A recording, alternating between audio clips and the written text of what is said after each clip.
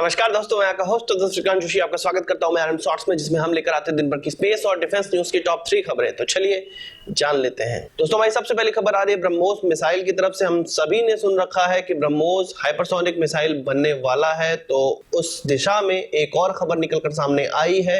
एक इवेंट में, Godrej arrow space के एक इवेंट में, जो ब्रह्मोस के सीईओ है सुधीर मिश्रा और एमडी भी हैं, वो उन्होंने बताया है कि 2 साल में इसकी स्पीड होने वाली है 3.2 मैक की, जो कि अभी 2.8 मैक की है, और आने वाले 4 सालों में हम इसको 5 मैक तक की स्पीड प्रदान कर लेंगे। उन्होंने बताया कि यह स्पीड इसको नए मटेरियल से बनी हुई बॉडी के कारण मिल पाएगा, और इसके इंजन में भी थोड़े से चेंजेस हम करेंगे, जिसके कारण इसको 5 मैक तक की स्पीड मिल सकती है, जो कि 4 सालों में पूरा हो पाएगा। तो आप सोच सकते हैं कि 4 सालों में हमें एक हाइपरसोनिक स्पीड वाला ब्रह्मोस मिल जाएगा, जो कि स्टार्टिंग है हाइपरसोनिक स्पीड वाले मिसाइल की, और जो असली में हाइपरसोनिक मिसाइल होगी ब्रह्मोस का वेरिएंट, जो ब्रह्मोस 2 कहा जा रहा है, वो आने वाले 10 सालों या 8 सालों में हमें मिल पाएगा। उनका कहना है कि जो इंजन अभी इस्तेमाल किया जा रहा है वो रैम जेट इस्तेमाल किया जा रहा है, पर जब बात की जाती है हाइपरसोनिक मिसाइल की, तो उसमें इस्तेमाल करना होता है स्क्रैम जेट इंजन, जिसको ब्रह्मोस को इंडिजिनियसली डेवलप करने में समय लग सकता है 8 से 7 साल का, और 10 सालों में हम इसका फल खा पाएंगे। मतलब यह जो इंजन डेवलप हो पाएगा उसको हम अपने ब्रह्मोस 2 में लगा पाएंगे। तो एक हाइपरसोनिक ब्रह्मोस हमें 4 सालों में मिल सकता है, जो कि स्टार्टिंग रेंज होगी, पर 10 सालों में हमें एक ट्रूली हाइपरसोनिक मिसाइल मिल जाएगी। दोस्तों, अगली खबर हमारी आकाश मिसाइल की तरफ से आ रही है, जो कि सरफेस टू एयर मार करने वाली शॉर्ट रेंज की मिसाइल है। इसका परीक्षण आप लोग सुन रहे होंगे कि सीरीज ऑफ परीक्षण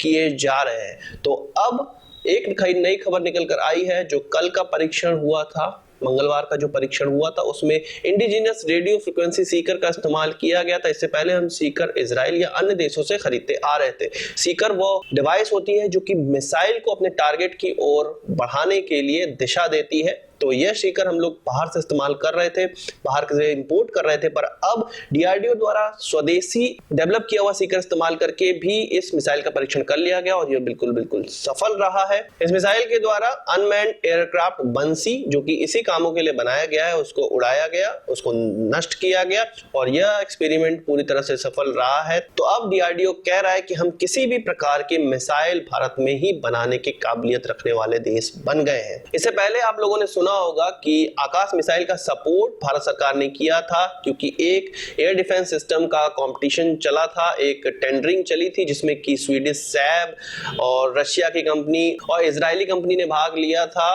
तो उस कंपटीशन को, उस बिड को निरस्त कर दिया गया, और आकाश को ही यह पूरा प्रोक्योरमेंट दे दिया गया, जो कि लगभग $2 बिलियन का था, जिसमें आकाश मिसाइल की 2 रेजिमेंट भारत खरीद रहा है। आपको मैं बता दूं कि एक रेजिमेंट में, जो अगर लॉन्चर की बात की जाए तो 240 से 280 लॉन्चर होते हैं, और अगर मिसाइल की इनमें संख्या की बात की जाए तो 680 से 750 तक की मिसाइल होती है एक रेजिमेंट में। तो इस प्रकार की 2 रेजिमेंट का कॉन्ट्रैक्ट भारत सरकार ने आकाश के लिए दिया हुआ है। तो भारत सरकार इसको सपोर्ट कर रही है, डीआरडीओ आकाश के लिए अच्छी चीजें बना रहा है, और ये पूरी तरह से एक इंडिजिनियस प्रोजेक्ट अब बन चुका है, जिससे कि डिफेंस सेक्टर में जो इंडिजिनियस चीजों को लाने का एक भारत सरकार का जो प्रयास है, वो बहुत हद तक सफल होता नजर आ रहा है। करंटली भारतीय सेना में इसके 2 स्क्वाड्रन ऑलरेडी इस्तेमाल किए जा रहे हैं। दोस्तों, अगली खबर की तरफ बढ़े तो वो प्लैनेट्स लैब की तरफ से आ रही है। प्लैनेट्स लैब के बारे में आपको मैंने पिछली वीडियोस में बताया है कि ये यूएस बेस्ड ऐसी कंपनी है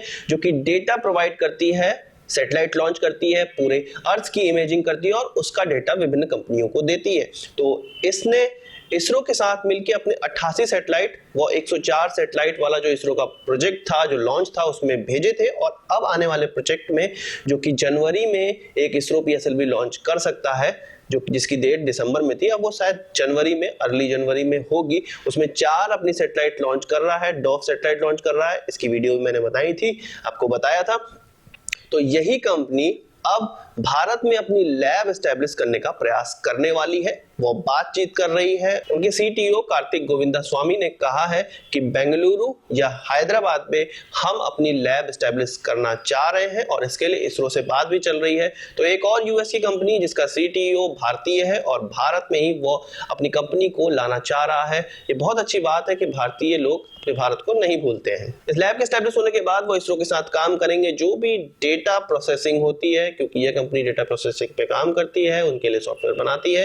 तो हमारे देश के लिए भी ये बहुत अच्छी बात होगी कि इस प्रकार की अन्य कंपनियां उनसे प्रभावित होंगी और अन्य कंपनियां जो हमारी स्वदेशी कंपनियां होंगी वो खड़ी हो पाएंगी, या भारत सरकार को कोई ना कोई इंस्पिरेशन मिलेगी, वो इस प्रकार की कंपनियां, डेटा प्रोसेसिंग कंपनियां भी खोल सकती है। दोस्तों, 3 खबरों के बाद अपनी बोनस खबर की बात कर लेते हैं। आपको पता होगा कि गोदरेज एरोस्पेस ब्रह्मोस के लिए मेन एयरफ्रेम असेंबली बनाती आ रही है और 100 एयरफ्रेम असेंबली उन्होंने बना ली और ब्रह्मोस को सौंप भी दी है और ब्रह्मोस से उन्हें 100 का और ज्यादा कॉन्ट्रैक्ट मिल चुका है। गोदरेज एरोस्पेस एक महीने में अभी 2 एयरफ्रेम असेंबली बना पाती है। इस प्रकार से वो 100 अगर बनाए तो उसको 3 से 4 साल का समय लगेगा, क्योंकि वो अपनी एफिशिएंसी और ज्यादा बढ़ाने वाली है, अपनी प्रोडक्टिविटी और ज्यादा बढ़ाने वाली है। तो आज के इस वीडियो के लिए बस इतना ही। आशा करता हूं आपको वीडियो पसंद आया। अगर आप इसको एक बड़ा थम्स अप जरूर देंगे। इस वीडियो से मुझे कोई सवाल या सुझाव तो कमेंट बॉक्स में जरूर लाइएगा और यदि आपने हमारा चैनल सब्सक्राइब नहीं किया तो उसे भी कर लीजिए, क्योंकि हम इस प्रकार की वीडियो लाते रहते हैं। नमस्कार, थैंक यू।